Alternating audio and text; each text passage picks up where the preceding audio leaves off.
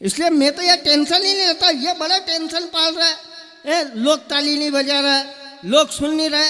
अरे नेनवा हाड़ौती में कविता सुनने वाले लोग हैं, कविता के लिए तालियों की जरूरत नहीं होती है।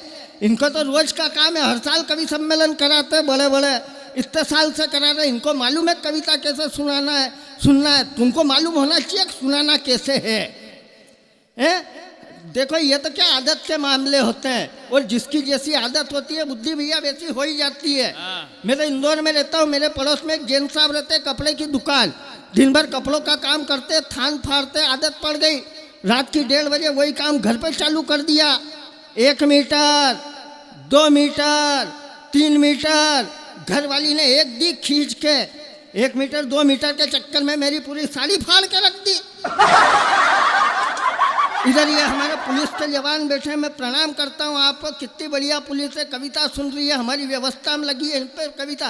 अच्छा पुलिस वालों की भी स्थिति कैसी, एक टीआई साहब की नौकरी लग गई ट्रैफिक पुलिस में, चौराहे पर खड़ा कर दिया, दिन भर एक ही काम, आने दे आने दे, जाने दे जाने दे, चल लगा साइड में, चल लगा साइड में। अब उनकी आदत पड़ गई, यही काम रात की 1:30 बजे घर पे चालू कर दिया, चल लगा साइड में, चल लगा साइड में। घर वाली ने एक दी खींच के, मैं तो कब से ही साइड में हूं, तू नो एंट्री में घुसा चला रहा।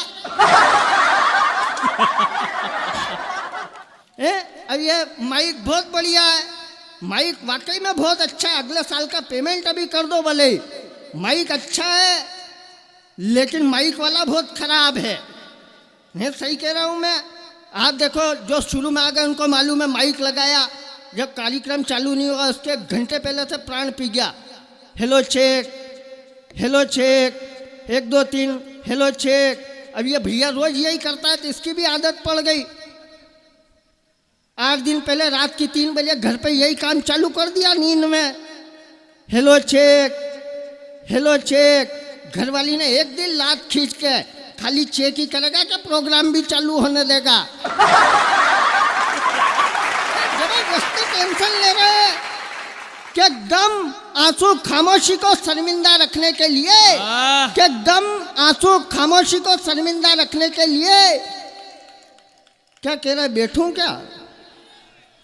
नहीं, इधर से आवाजें ऐसी आ रही है कि गम आंसू खामोशी को शर्मिंदा रखने के लिए कुछ जगह रखिए हंसी का परिंदा रखने के लिए, और उदासी मत सजाइए चेहरे के गुलदान में, हंसी बहुत जरूरी है खुद को जिंदा रखने के लिए।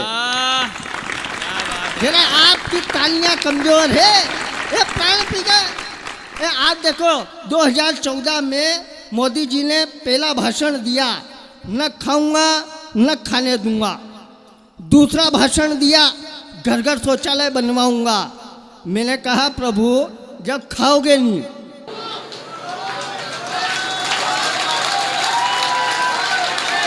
खाने नहीं दोगे तो फिर ये शौचालय क्या काम में आएंगे? जबरदस्ती टेंशन है। अरे इतना टेंशन, पूरे लोग चिल्ला रहे मोदी जी आ गए भ्रष्टाचार खत्म हो जाएगा, मोदी जी आ गए भ्रष्टाचार खत्म हो जाएगा। आप भरोसे मत रहना, है नहीं सही कह रहा हूं मैं। हम तो हिंदुस्तान के इतने कलाकार हैं कि जा रहे वहाँ हम चालू कर दे। 3 इंजीनियर मारे भारत पाकिस्तान और चीन का, ऊपर गए यमराज का दरवाजा खटखटाया, इतनी जोर से खटखटाया कि दरवाजा नीचे गिर गया। अंदर से दूत आया, बोले क्या चाहिए? तक हम इंजीनियर अंदर ले लो। दूत ने कहा अंदर तो ले लूँगा, पर मेरे बाप ये दरवाजा तुमने तोड़ दिया, ये ठीक कौन कराएगा? इसमें कितना खर्चा आएगा ठीक कराने का? इंजीनियर हो तो बताओ। दूत ने पाकिस्तान वाले से पूछा तू बता रहे रहीम खर्चा कितना आएगा? रहीम बोला महाराज खर्च आएगा 9,000 रुपये का। तो कैसे?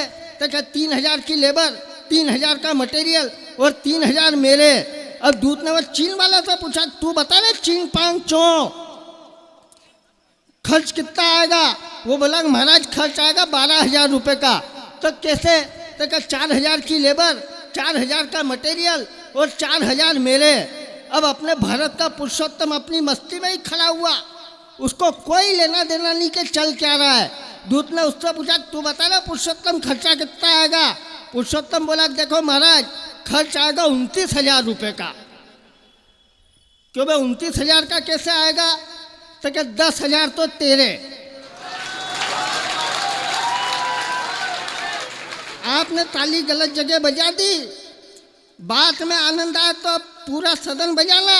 दूध ने पूछा 29,000 कैसे आएगा, तो क्या 10,000 तो तेरे, 10,000 मेरे, बच्चे 9,000 तो इस पाकिस्तानी को ठेका दे देंगे, अपने आप काम करेगा, अपने करने क्या जरूरत है। जबरदस्ती टेंशन ले रहे, ताली नहीं बजा रहे, ताली नहीं अभी देखो हमको खींच लो फोटो वोटो, इनको फोटो खींचने से ही फुर्सत नहीं मिल रही है। इधर देखो आज सरदार जी क्या बढ़िया बैठे, अभी आएंगे। और ये सरदार जी सबसे भोले, मैं ईश्वर कसम, मैं आज दिल्ली रेलवे स्टेशन पर खड़ा, ये सरदार जी और हम साथ में आए, मैं टिकट की लाइन में लगा, 2 आदमी आगे लगे भाई साहब, और इधर ये सरदार जी खड़े, प्रताप फौजदार। पहले आदमी ने पैसे बढ़ाए कि एक अमृतसर का टिकट दे दो, सरदार का दिमाग खराब हुआ, इनने दिया घुमा के भड़। बोले अमृतसर साहेब बोलता, अमृतसर बोलता, अमृतसर साहेब बोल। उसने माफ़ी मांगी, साहब एक अमृतसर साहेब का टिकट दे दो। वो टिकट लेकर निकला, पीछे वाले ने देखा क्या, सरदार खतरनाक आदमी है, साहेब नहीं लगाओ तो मारता है। उसने पैसे बढ़ाए कि भटिंडा साहेब का टिकट दे दो। फिर सरदार जी का दिमाग खराब, फिर दिया है क्या भाई अटिंडा भटिंडा के आगे भी साहेब लगाता है, मतलब अमृतसर साहेब का भी नाम खराब पड़ता है। उसने भी माफ़ी मांगी, वो भी निकल गया, अब नंबर मेरा। मैंने कहा यह सरदार वाकई में खतरनाक आदमी है, साहेब लगाओ तो मारे, नहीं लगाओ तो मारे। मैंने कहा कुछ नहीं, अपन तो अपनी बुद्धि लगा। मैंने पैसे बढ़ाए, मैंने कहा यह सरदार जहाँ का कहे वहाँ का एक टिकट दे दो। तो अपन तो टेंशन ही नहीं लेता, काय के लिए टेंशन लेना। हमारे भाई ने कविता पढ़ी कश्मीर की, एक टिप्पणी और एक 4 पंक्तियां पढ़ता हूँ, समर्थन करना राजस्थान। जब एक फिल्म आई तो इन कवियों को बोलना पड़ता है।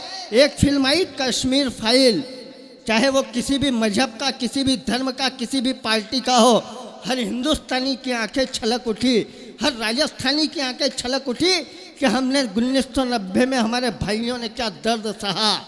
लेकिन एक नेता हुआ अरविंद केजरीवाल, जिसने दिल्ली की विधानसभा में खड़े होकर एक ठहाका लगाया। मुझे लगा कि ये उसका ठहाका 130 करोड़ लोगों के आंसुओं पर था, एक एक व्यक्ति, एक एक हिंदुस्तानी के मुंह पर उसका तमाचा था।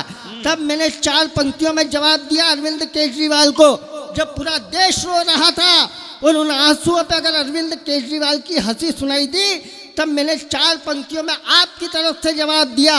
अगर जवाब ठीक हो तो फिर तालियां वो बजाइएगा जो अभी तक इस कवि सम्मेलन में नहीं बजी हो। मैंने कहा क्या संसद में अश्लीलता की नुमाइश लगते हो तुम, क्या संसद में अश्लीलता की नुमाइश लगते हो तुम, किसी तवायक के ठुमके की फरमाइश लगते हो तुम, और मर्यादा तोड़ हंस दिए देश के आंसुओं पर तो किसी नाजायज तहजीब की पैदाइश लगते हो तुम, किसी नाजायज तहजीब की। तो बात वही है कि अपना चेची सलव नहीं करता है। मैं ज़्यादा इतनी बातें करता नहीं, अगर राजनीतिक क्या बात करें, ये बार बार कह रहे थे। मेरे तो पड़ोस में भाई साहब रहते हैं, उनका 5 साल का छोरा पूछता है पापा पापा राजनीति किसको कहते हैं, और वो बेचारा बाप जवाब क्या दे। उसने कहा ये देख तेरी माँ ये है सरकार, मैं पैसे कमा के लाता हूँ इसलिए मैं हूँ अर्थव्यवस्था। लड़का झट से बोला पापा मैं, तो क्या तू इस देश की जनता, तो साल भर का छोटा भाई है, तो क्या लोकतंत्र, तो क्या अपने घर में नौकरानी काम करती ये कौन है, तो क्या कर्मचारी, पूरा घर रात की 2 बजे सोया हुआ। उस लड़के को भूख लगी, वो खड़ा हुआ तो उसने देखा कि उसका साल भर का भाई गंदगी करके पड़ा जोर जोर से रो रहा है, माँ घोड़े बेचकर सो रही है, और रात की 2 बजे बाप नौकरानी के कमरे में घुसा हुआ है। अब आनंद लेना व्यंग का, वो लड़का वापस आकर सो गया। सुबह उठकर उसने अपने पिताजी से कहा कि पापा पापा मैं राजनीति सीख गया। बाप को बड़ा आश्चर्य हुआ, 12 घंटे में राजनीति कैसे सीख गया। अब लड़के के जवाब का आनंद लेना। लड़के ने कहा कि पापा इस देश की राजनीति ऐसी हो गई है कि जनता भूख प्यास से दुखी है, कि पापा इस देश की राजनीति ऐसी हो गई है कि जनता भूख प्यास से दुखी है, लोकतंत्र गंदगी में पड़ा हुआ है, सरकार घोड़े बेचकर सो रही है और अर्थव्यवस्था कर्मचारियों का शोषण कर रही है। बस यही इस देश की राजनीति है। वाह वाह वाह। और बात कर रहे हैं पाकिस्तान की, क्या खा के लड़ेगा पाकिस्तान हमसे। राजस्थान की धरती पे एक पंक्ति पढ़ता हूँ, एक खबर आपने पढ़ी होगी पेपर में, पाकिस्तान ने 7 लाख गधे चीन को बेचे, तब जाकर पाकिस्तान के सचिवालय का बिल भरा जा सका। जो गधे पालते हैं, गधे बेचते हैं, क्या खाकर लड़ेंगे हमसे। हमारा एक अभिनंदन पकड़ा, 2 दिन में छोड़ना पड़ा। जो छोड़ना पड़ा, 4 पंक्तियां सुनना और आनंद लेना कि बारूद के ढेर पर बैठकर आग को संभालते भी कैसे। अब मुझे लगना चाहिए कि नेनवा जिसलिए प्रसिद्ध है कविता के लिए, अगर हालोती में नेनवा में कविता नहीं सुनी जाएगी तो कहाँ जाकर सुनाएंगे। तालियों को मुखर करना क्यों छोड़ दिया कि बारूद के ढेर पर बैठकर आग को संभालते भी कैसे, बिना छोड़े सर आई आफत को टालते भी कैसे। और पाकिस्तान के लोग तो गधे पालने में माहिर है, और गधे पालने वाले आखिर शेर को पालते भी कैसे। अभी भी कुछ लोगों के हाथ खामोश है। मैं 4 पंक्तियां और पढ़ता हूं कि क्यों छोड़ दिया, तालियां खोलिएगा। कि पाकिस्तान तू जाहिल है, गवार है, पर बच्चा नहीं लगता। कि पाकिस्तान तू जाहिल है, गवार है, पर बच्चा नहीं लगता। हमसे किसी तरह जीत जाएगा, तेरा यह सपना सच्चा नहीं लगता। और हम जानते थे तू हमारे अभिनंदन को 2 दिन में ही छोड़ देगा, क्योंकि भिखारी के कटोरे में कोहिनूर अच्छा नहीं लगता। और हम चाहें तो एक राजस्थान की टुकड़ी भरिए पाकिस्तान पर, 24 घंटे में कब्जा कर सकते हैं पाकिस्तान पर। क्यों नहीं कर लेते। क्या है हिंदुस्तान की तासीर, अगर आपकी तासीर पढ़ दूँ तो तालियां उठाइएगा कि इमरान खान, हम दुनिया को वसुदेव कुटुंबकम का नारा दिया करते हैं। हम दुनिया को वसुदेव कुटुंबकम का नारा दिया करते हैं। तेरे दिए हर जख्म को बस नजरअंदाज किया करते हैं।